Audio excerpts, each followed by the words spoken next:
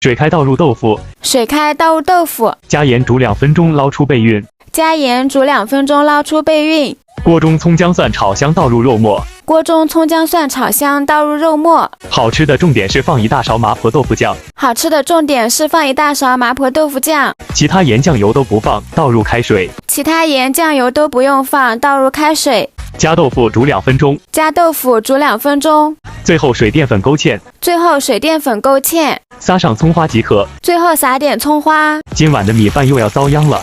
今晚的米饭已经遭殃了，绝子。